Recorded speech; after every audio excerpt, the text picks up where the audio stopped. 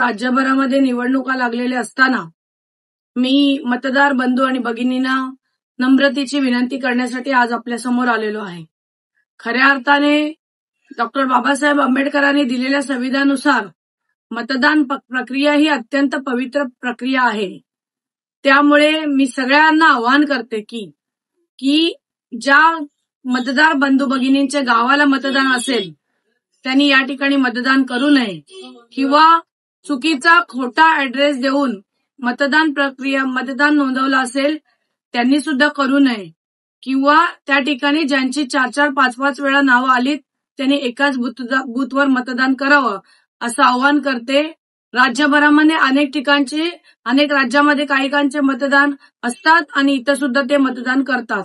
खरं तर निवडणूक आयोगाच्या वेबसाईटवर सगळी नावं प्रसिद्ध झालेली असताना या सगळ्याच मतदार बंधू आणि सगळ्याच लोकांना ही माहीत असतात। त्यामुळे मतदार बंधू आणि भगिनींनी सावध राहावं।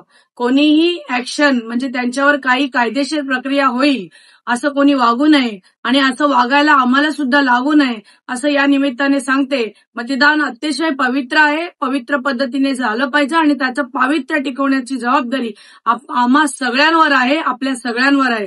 याची नोंद घ्यावी। जय हिंद, जय महाराष्ट्र। आपल्या परिसरातील बातम्या आमच्यापर्यंत पोहोचवण्यासाठी स्क्रीनवर दिलेल्या क्रमांकावर संपर्क साधू शकता।